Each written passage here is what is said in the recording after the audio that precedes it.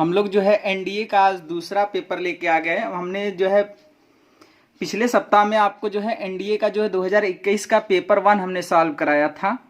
आज पेपर 2 कराने जा रहे हैं। मतलब जो आप मतलब साल में 2 एग्ज़ाम होते हैं, तो एक एग्ज़ाम का हमने करा दिया था, एक एग्ज़ाम का पेपर अभी बचा था। तो जिसको आज हम लोग देखेंगे, तो समय को नहीं बर्बाद करते हैं। ये सारे क्वेश्चन एनडीए 2021 में पूछे गए हुए क्वेश्चन हैं। अगर आप चैनल पर नए हैं तो एक चीज़ याद रखिएगा, उसे लाइक शेयर एंड सब्सक्राइब करना ना भूलिएगा, क्योंकि इससे हमारा एक मनोबल बढ़ेगा आपके लाइक शेयर एंड सब्सक्राइब से, और कोई बात नहीं ऐसी। तो ज़्यादा समय नहीं बर्बाद करते हैं और क्वेश्चन नंबर 1 पे ध्यान देते हैं। देखिए क्वेश्चन नंबर 1 क्या कह रहा है कि प्रकाश वर्ष के संबंध में निम्नलिखित में से कथनों पर विचार कीजिए। प्रकाश वर्ष के पर विचार करना कि प्रकाश वर्ष, देखिए बहुत सारे लड़के इसके बारे में गलत जानते हैं। प्रकाश वर्ष एक्चुअल में दूरी का मात्रक होता है।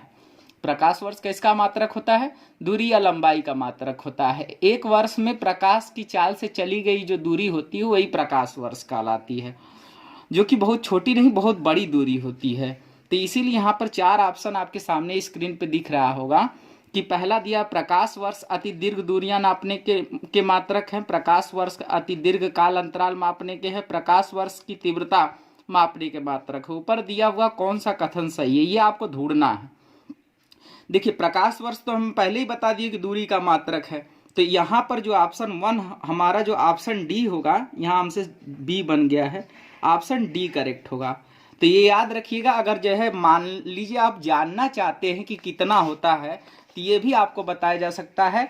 यहाँ पर देखिए आपको मैं यहाँ पर कर दे रहा हूँ, एक लाइट ईयर में जो होती है वो 9.45 गुणे 10⁻15 मीटर होती है। एक प्रकाश वर्ष में 9.45 गुणे 10⁻15 मीटर होती है। ये प्रकाश वर्ष जो है दूरी का मात्रक है, और एक प्रकाश वर्ष में इतनी दूरी होती है, और एक वर्ष में जो है प्रकाश की चाल से चली गई दूरी ही प्रकाश वर्ष कहलाती है। ये दिमाग में आपको बैठा के चलना है कि पहला क्वेश्चन हमारा हो गया सॉल्व। दूसरे क्वेश्चन की ओर ध्यान देते कि दूसरा क्वेश्चन क्या कह रहा है। वायुमंडलीय दाब पर जल का घनत्व निम्न में से कौन सा संबंध सही है? तो देखिए आपको पता होगा कि वायुमंडलीय दाब पर अगर हम यहाँ पर पूछ रहे हैं, तो आपको पता होगा कि यहाँ पर जो 4 सेंटीग्रेड होता है, जब हम यहाँ पर ग्राफ बनाते हैं बेटा, किसके बीच में ग्राफ बनाते हैं? घनत्व और ताप के बीच में जब हम संबंध बनाते हैं, तो यहाँ पर इस तरह का ग्राफ होता है। और ये जब 4 सेंटीग्रेड होता है, कितने सेंटीग्रेड? 4 सेंटीग्रेड पर होता है, तो घनत्व उस समय मैक्सिमम होता है। जल का घनत्व 4 सेंटीग्रेड पर क्या होता है? अधिकतम होता है बेटा। और आयतन घनत्व की व्युत्क्रमानुपाती होती है। तो ये दिमाग में बैठाए रखिएगा कि जिस ताप पर घनत्व सबसे ज्यादा होगा उस पर आयतन सबसे कम होगी। तो 4 सेंटीग्रेड पर जो जल का घनत्व होता है वो सबसे ज्यादा होता है। ये दिमाग में बैठा के चलिएगा कि 4 सेंटीग्रेड पर ही जल का घनत्व क्या होता है? सबसे ज्यादा होता है। तो ज्यादा समय को नहीं बर्बाद करते, क्वेश्चन नंबर 3 पे ध्यान देते। क्वेश्चन नंबर 3 क्या कर रहा है? भौतिक परिघटना, दिख रहा होगा आपको क्वेश्चन कि भौतिक परिघटना और उसके खोजकर्ता से संबंधित निम्नलिखित में से कौन सा युग्म सही रूप से संबंधित है? कौन ऐसा है जो सही रूप से? अब देखिए यहाँ पर चैडविक दिया है, तो चैडविक ने तो न्यूट्रॉन की खोज किया था। एल्बर्ट आइंस्टीन ने प्रकाश वैद्युत प्रभाव का नियम दिया था। तो देखिए उलट दिया है, ऑप्शन 1 और ऑप्शन 2 जो है वो उलट दिया है। जो साइंटिस्ट होना चाहिए, चैडविक ने न्यूट्रॉन की खोज किया था, आइंस्टीन ने प्रकाश वैद्युत प्रभाव का नियम दिया था। तो अर्थात ये दोनों गलत हो गए। मैडम क्यूरी और पियरे क्यूरी ये दोनों हस्बैंड वाइफ थे। मैडम क्यूरी और पियरे क्यूरी हस्बैंड वाइफ थे। इन्होंने कृत्रिम रेडियोएक्टिविटी की खोज किया था। किसकी? कृत्रिम रेडियोएक्टिविटी की खोज किया था। इसलिए इनका जो सही ऑप्शन होगा वो केवल और केवल 3 होगा। मैडम क्यूरी का योगदान है, मैडम क्यूरी और पियरे क्यूरी का योगदान है कृत्रिम रेडियोएक्टिविटी की खोज में। सबसे पहले अगर रेडियोएक्टिविटी की खोज किसी ने किया था तो बैकुरेल साहब ने किया था। ये दिमाग में बैठा के चलिएगा कि सबसे पहले अगर रेडियोएक्टिविटी की खोज करने वाला कोई था, तो सबसे पहले खोज करने वाला कोई वैज्ञानिक था तो वो बैकुरेल साहब थे। ज्यादा समय नहीं बर्बाद करते, क्वेश्चन नंबर 4 पे ध्यान देते। एलईडी, जैसा कि नाम जानते होंगे आजकल का सबसे फेमस है ये एलईडी के बल्ब होते हैं आजकल। तो एलईडी का जो पूरा नाम होता है लाइट इमिटिंग डायोड होता है। एलईडी का पूरा नाम क्या होता है? Light emitting diode. जो भी हमारे साथ है जुड़ा हुआ है पेन और कॉपी लेके चले, क्योंकि कुछ एक्स्ट्रा बात भी बताते हैं जो कि दिमाग में बैठा लीजिए या उसको नोट करते चलिएगा। एलईडी का पूरा नाम लाइट इमिटिंग डायोड है। ये एक अर्धचालक है, सही बात है। दूसरी बात, ये फॉरवर्ड वाइस में काम करता है, ये दिमाग में बैठा के चलिएगा। अग्र अभिनत में ये काम करता है एलईडी।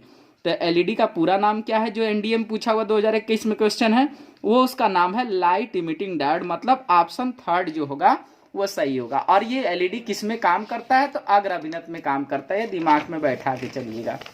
फोटो डायोड इसका जस्ट अपोजिट होता है जो कि व्युत्क्रम अभिनत में काम करता है। समय को बर्बाद नहीं करते हैं, अगले क्वेश्चन पे ध्यान देते हैं कि अगला क्वेश्चन हमारा क्या कह रहा है। अगला क्वेश्चन ये कह रहा है कि घर्षण बल एक संस्पर्शी बल है। घर्षण बल सही बात है, जब वह तभी काम करता है जब संपर्क में आता है, जबकि चुंबकीय बल असंपर्कीय बल है। देखिए क्वेश्चन नंबर 5 जो एनडीए में बना है, ये पूर्ण रूप से मैं इसको सही नहीं मानता। थोड़ा सा यहाँ पर गड़बड़ है, क्योंकि इसमें जो है दो समांतर धारावाही चालक तारों के बीच जो लगने वाला बल होता है वो संरक्षी होता है। तो यहाँ पर चलिए जैसा भी क्वेश्चन है सब अपने हिसाब से सही है, उस पर कोई विरोध करने की जरूरत नहीं है और गलत नहीं है, क्योंकि एक अपवाद में है ना, ज्यादा नहीं है। तो घर्षण बल एक संस्पर्शी बल है, जबकि चुंबकीय बल अस्पर्शी बल है। यह कथन कौन सा सही है? तो यहाँ पर जो है क्या होगा, ये कथन आपको ढूंढना है, इसमें से छांटना है कि घर्षण बल एक संस्पर्शी बल है क्योंकि संपर्क में आने पर ही लगता है। अचुंबकीय बल जो है यहाँ पर असंपर्की बल होता है। तो सदैव एक सही होगा, ये सही जवाब है। मतलब परफेक्ट रूप से तो आंसर नहीं हो सकता, क्योंकि पूरे ब्रॉड में तो ये दिया नहीं था। एनडीए के पेपर में तो बहुत लाइटली क्वेश्चन होते हैं, इसलिए हम इसका थोड़ा विरोध नहीं करना चाहेंगे। मतलब जो है थोड़ा सा वर्ड कंप्लीट नहीं है जिस तरीके से पूछना चाहिए क्वेश्चन को। निम्नलिखित में से कौन सा न्यूनतम संभावित तापमान है? न्यूनतम संभावित तापमान क्या है?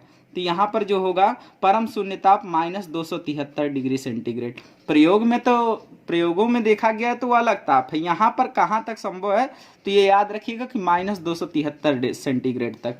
जब एक फ़ारेनहाइट तापक्रम और दूसरा सेल्सियस तापमान है, दोनों तापमापियों में संख्यात्मक निम्न प्रकार में से पाठ्यांक होगा। तो मतलब ये याद रखिएगा कौन सा ऐसा पाठ्यांक होता है जहां पर दोनों आपस में बराबर होते हैं। तो ये याद रखिएगा कि फ़ारेनहाइट और सेल्सियस अगर कहीं मिलते हैं तो वो -40 डिग्री सेंटीग्रेड होती है।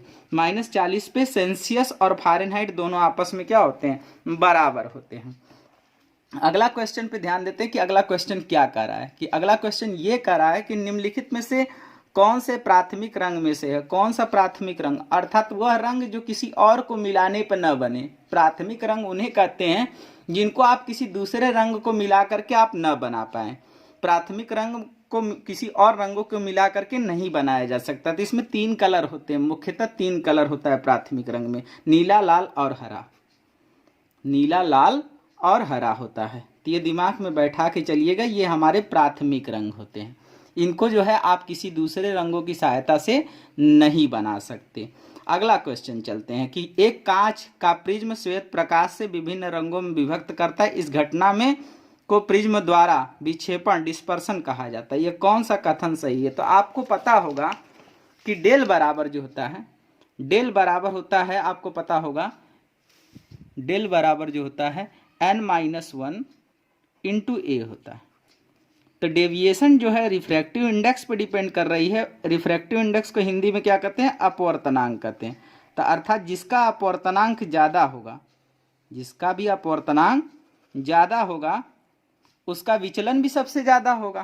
तो आपको पता होगा कि बैगनी का जो है अपवर्तनांक अधिक होता है, बैगनी का अपवर्तनांक सबसे ज़्यादा होता है और सबसे कम अपवर्तनांक लाल का होता है। तो विचलन भी अगर हम बात करें कि किसका सबसे ज़्यादा होगा, तो विचलन सबसे ज़्यादा बैगनी का होगा। किसकी तुलना में होगा? लाल की तुलना में होगा। तो डेविएशन सबसे ज़्यादा जो है बैगनी में होगा, सबसे कम डेविएशन जो होगा वो लाल में होगा। तो आइए देखते हैं यहाँ पर कौन सा ऑप्शन करेक्ट होगा। तो यहाँ पर अगर हम देखें तो अपवर्तन के गुण के कारण ये होता है, तो ये या तो बी होगा या तो सही सी होगा। तो अपवर्तन के कारण बैगनी प्रकाश का सर्वाधिक विचलन होता है। ये कथन सत्य है, क्योंकि देखिए विचलन डिपेंड कर रहा है अपवर्तनांक पर। जिसका अपवर्तनांक ज्यादा होगा उसका विचलन ज्यादा होगा। तो विचलन सबसे ज्यादा किसका होगा? बैगनी रंग का होगा। तो बी ऑप्शन ये करेक्ट हो गया। कह रहा है बिजली के बल्ब का तंतु, बिजली के बल्ब का तंतु 10 मिनट में 1 एम्पियर की धारा खींचता है, परिपथ में प्रवाहित होने वाले आवेश की मात्रा कितनी होगी। सो सिंपल, आप लोग I इक्वल टू जानते होंगे कि Q बाई टी होता है, तो Q बराबर हम लोग IT कर सकते हैं कि नहीं कर सकते हैं। तो 1 एम्पियर की धारा है उसमें, और 1 मिनट तक, कितना मिनट तक किया है, 10 मिनट तक, तो 1 मिनट में 60 सेकेंड होता है, तो 10 मिनट में कितना हो जाएगा, 600 सेकेंड। तो अर्थात यहां हो जाएगा 600 कूलाम।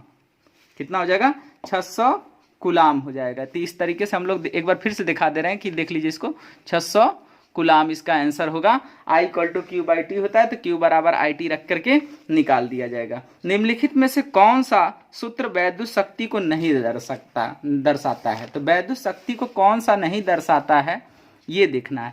तो आप लोगों को ये हम बता दें कि पावर के 3 फार्मूले होते हैं, P equal to V square by R, P equal to I square R, अब P बराबर होता है V इंटू आई। ये 3 सूत्र होते हैं। V square by R match कर रहा है, I square R, V into I ये भी मैच कर रहा है, फिर इसके बाद आई स्क्वायर आर ये भी मैच कर रहा है। यहां पर आई आर स्क्वायर नहीं होता, आई स्क्वायर आर होता है। तो इट मीन्स यही ऑप्शन मैच नहीं कर रहा है, जो कि गलत है यहां पर। अब इसके बाद करा, जब किसी अणु द्वारा प्रकाश का प्रकीर्णन होता है तो प्रकीर्णन की आवृत्ति अपरिवर्तित रहती है। इस घटना को क्या कहते हैं। जब प्रकीर्णन होता है तो ये प्रभाव जो है 1930 में डॉक्टर सीवी रमन द्वारा बताया गया था। स्कैटरिंग ऑफ लाइट, प्रकाश के प्रकीर्णन पर। सन कौन सा था, 1930 था। ये भारत के पहले वैज्ञानिक थे जिन्हें नोबेल पुरस्कार से सम्मानित किया गया था। सीवी रमन को भारत के ये प्रथम वैज्ञानिक थे जिन्हें नोबेल पुरस्कार से सम्मानित किया गया था। फिर दूसरा नोबेल प्राइज मिला था 1985 में। 1985 में डॉक्टर चंद्रशेखर को मिला था ब्लैक होल्स पे। तो ये दिमाग में बैठा रखिएगा कि रमन प्रभाव होता है, उसी के कारण होता है। इनका पूरा नाम सीवी रमन था, उसी पर इसका नाम रख दिया गया था रमन प्रभाव। विस्पंद मतलब आप लोग जानते होंगे, ये क्लास कक्षा 12 का ये क्वेश्चन है कि विस्पंद बीट एक ऐसी परिघटना है जो कि तब घटती है तब जब 2 गुणवत्ती मतलब लगभग आवृत्ति जब तक समान नहीं होगी तब तक विस्पंद की घटना नहीं देखी जा सकती। अब विस्पंद जो होता है एक विवर्तन के कारण उत्पन्न होने वाली घटना होती है। किसके कारण, डिफ्रैक्शन मतलब विवर्तन के कारण होती है, और आवृत्ति लगभग समान होनी चाहिए। ये एक बार फिर से बोलेंगे, विस्पंद की घटना अगर कोई दिखाता है तो डिफ्रैक्शन मतलब विवर्तन विस्पंद की घटना को दिखाता है, और इसमें आवृत्ति लगभग समान होनी चाहिए। बढ़ते हैं अगले क्वेश्चन पे, ध्यान देते हैं कि किसी वायु कांच परिसीमा में प्रकाश तरंग आपतित होती है तो कुछ प्रकाश की तरंगे परावर्तित होती है और कुछ तरंगे परावर्तित होती है और कुछ कांच में अपवर्तित हो जाती है। इसमें क्या होता है, तो देखिए जब अपवर्तन हो चाहे परावर्तन हो, अपवर्तन हो चाहे परावर्तन हो, दोनों में आपको हम बता दें कि चाल नहीं बदलती।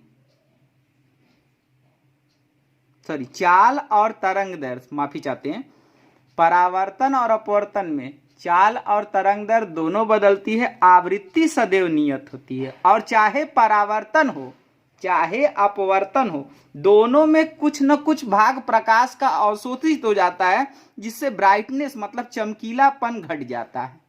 ये भी दिमाग में बैठा के रखिएगा। तो इंटेंसिटी भी लॉस होती है, वेलोसिटी और वेवलेंथ दोनों बदलता है, लेकिन क्या नियत रहता है ये पूछ रहा है। कौन सा गुणधर्म एक समान होता है, तो वह आवृत्ति होती है जो कि एक समान होती है। ये दिमाग में बैठा के चलिएगा। अगला क्वेश्चन पे ध्यान देते हैं कि सरल लोलक, किसी सरल आवर्त गति दोलक के लिए निम्नलिखित में से कौन सा कथन सही होगा, कौन सा कथन सही होगा। तो यहाँ देखिए ये क्वेश्चन जो है हुक के नियम से सॉल्व होगा। हुक का क्या कहना था कि हुक का यह कहना था कि F is directly proportional to displacement with negative sign. मतलब जैसे जैसे हम बल बढ़ाते हैं वैसे वैसे विस्थापन का मान भी बढ़ता है। ये किसका नियम था बेटा, हुक का नियम था। किसका नियम था, हुक का नियम था। हुक के नियम से यह कहा गया था कि जैसे जैसे हम बल बढ़ाएंगे वैसे वैसे विस्थापन का मान भी बढ़ेगा, लेकिन दोनों की दिशाएं एक दूसरे के विपरीत होंगी। मतलब एक अगर फोर्स हमारा पॉजिटिव एक्स एक्सिस पर है तो जो हमारा डिस्प्लेसमेंट होगा वो निगेटिव एक्स एक्सिस पर होगा। दोनों की डायरेक्शन एक दूसरे के अपोजिट होगी, ये कहा गया था। अर्थात यहाँ पर कार्यकारी बल माध्य स्थिति से विस्थापन के अनुक्रमानुपाती और विपरीत दिशा में होते हैं। मतलब बी ऑप्शन यहाँ पर क्या होगा, सही होगा। तो 15वां का ऑप्शन नंबर बी सही होगा। आगे देखते हैं, ये सारे क्वेश्चन 2021 के एनडीए एग्जाम में आए हुए क्वेश्चन हैं और जो कि आपको कराया जा रहा है। और एक बात और, अगर वीडियो अच्छा लगता है तो उसे लाइक शेयर एंड सब्सक्राइब करना ना भूलिएगा, क्योंकि उससे हमारा पोटेंशियल मेंटेन होगा और ऐसी कोई बात नहीं। मरीचिका निम्नलिखित में से किसका दृष्टांत है? देखिए, मरीचिका जो कंडीशन है वो पूर्ण आंतरिक परावर्तन और अपवर्तन की घटना के कारण उत्पन्न होता है। ये दिमाग में बैठा के चलिएगा। निम्नलिखित में से किस ग्रह का घनत्व अधिक होता है? देखिए, ग्रह का घनत्व की बात कर रहा है यहाँ पर, तो सबसे ज्यादा घनत्व तो आपको बता दे कि जहां आप रह रहे हैं उसी का है, जिसका नाम है पृथ्वी। पृथ्वी का जो घनत्व होता है 5.5 ग्राम पर सेंटीमीटर क्यूब होती है। 5.5 ग्राम पर सेंटीमीटर क्यूब होती है। इसके बाद अगर किसी का नंबर आता है तो वो बुध है, जिसका 5.4 के आसपास या 5.3 होता है। फिर सबसे कम अगर घनत्व कोई रखता है तो बृहस्पति का घनत्व है। ये दिमाग में बैठा के चलिएगा कि बृहस्पति का घनत्व सबसे कम होता है। अगर यहाँ पर ऑप्शन में दिया होता कि सबसे मिनिमम घनत्व वाला कौन है तो बृहस्पति होता। तो अधिक वाला पूछा है, सर्वाधिक वाला पूछा है, तो पृथ्वी होगा यहाँ पर ऑप्शन में। भू पृष्ठ से ऊपर की ओर बढ़ते हुए परतों का सही अनुक्रमण कौन सा होगा? ये देखिए, ये क्वेश्चन आपके संचार उपग्रह एक चैप्टर है कक्षा 12 में, कम्युनिकेशन, उसमें देखिए ये पूर्ण रूप से बढ़िया से है। तो इसका जो सही क्रम होता है, पृथ्वी से जब हम ऊपर जाते हैं, जैसे ये पृथ्वी है, ये दिमाग में बैठा के चलिएगा कि अगर ये पृथ्वी है और पृथ्वी से सबसे पहले ऊपर जाते हैं तो सबसे पहले क्षोभ मंडल से मुलाकात होती है। किससे? क्षोभ मंडल से। फिर समताप मंडल, क्षोभ मंडल, फिर समताप मंडल, फिर मध्य मंडल, फिर कौन होता है? मध्य मंडल। और सबसे ज्यादा बाहर होता है वायुमंडल। सबसे बाहर कौन होता है? वायुमंडल। तो देख लीजिए, सबसे पहले क्षोभ मंडल, फिर समताप मंडल, क्षोभ मंडल, समताप मंडल, फिर इसके बाद क्या होता है? क्षोभ मंडल, समताप मंडल, मध्य मंडल और वायुमंडल। ये बी ऑप्शन इसका क्या होगा? करेक्ट होगा। उत्प्लावकता मतलब यहाँ पर बायंसी की बात कर रहा है। बायंसी है क्या? अगर बायंसी के बारे में कोई आपसे पूछता है कि बायंसी क्या है, तो सो सिंपल है कि बायंसी एक तरह का फोर्स होता है। एक तरह का क्या होता है? जब किसी वस्तु को किसी द्रव में डुबोते हैं तो द्रव द्वारा उस वस्तु पर एक बल ऊपर की ओर कार्य करता है, वही बल क्या कहलाता है? उत्प्लावन बल कहलाता है। और ये ऊपर की ओर लगता है तो ऊर्ध्वमुखी हो गया। भौतिक विज्ञान के मूलभूत नियम में क्या अपेक्षित है? देखिए, भौतिक विज्ञान में ऊर्जा संरक्षण, संवेग संरक्षण और आवेश संरक्षण का नियम आता है। ये दिमाग में बैठा के रखिएगा, ये तीनों आते हैं, इसलिए इसका डी ऑप्शन करेक्ट हो जाएगा। बढ़ते हैं अगले क्वेश्चन पे, ध्यान देते हैं कि किसी वृत्तीय पथ पर किसी कार की एक समान गति के लिए क्या घटित होता है? तो एक देखिए, वृत्तीय पथ पर कोई कण अगर गति करेगा तो हम आज आपको बता दे रहे हैं, कहीं पेन कॉपी ले लीजिए और नोट करके चल लीजिए। इसके बाद इसमें से हट करके कोई क्वेश्चन एनडीए में नहीं आएगा। अगर वृत्तीय पथ में एक समान वृत्तीय गति होगा तो चाल नियत, गतिज ऊर्जा नियत, चाल नियत, गतिज ऊर्जा नियत, वेग परिवर्ती, संवेग परिवर्ती और कार्य शून्य। फिर से बोल रहा हूं, चाल नियत, गतिज ऊर्जा नियत, वेग परिवर्ती, संवेग परिवर्ती, कार्य क्या होगा? शून्य होगा। तो यहाँ पर कौन सा ऑप्शन सही होगा? गति के परिवर्तन के कारण वेग में परिवर्तन होगा। फिर से बोलेंगे, कार्य शून्य, चाल नियत, गतिज ऊर्जा नियत, वेग परिवर्ती, संवेग परिवर्ती। दिमाग में बैठा लीजिएगा। अगर ये 5 क्वेश्चन से हट करके कुछ नहीं आएगा इसमें से, ये दिमाग में बैठाएगा तो यहाँ पर जो ऑप्शन था उसका यही होगा। दिशा बदलने के कारण वेग में परिवर्तन होता है, लेकिन चाल नियत रहती है। अगला, एक वस्तु के भार और द्रव्यमान को तो F बराबर W कर लीजिए और W बराबर mg कर लीजिए। तो यहाँ पर क्या कह रहा है कि भार को लेके चलना है और इसके बाद वस्तु का भार और द्रव्यमान कि न्यूटन को कौन सा नियम परिभाषित करता है? द्रव्यमान अनुपाती नियम होगा यहाँ पर। इस तरीके से आपका जो होगा, आपका जो है 2021 का जो भी क्वेश्चन था आपको करा दिया गया, और ऐसे ही बहुत सारे हम लोग एनडीए के क्वेश्चन को करते रहेंगे। बस यही है कि आप हमारा मनोबल बढ़ाते रहें, और चैनल पे अगर आप नए हैं तो उसे लाइक शेयर एंड सब्सक्राइब करना ना भूलिए। जल्द मिलते हैं एनडीए के अगले पेपर पर।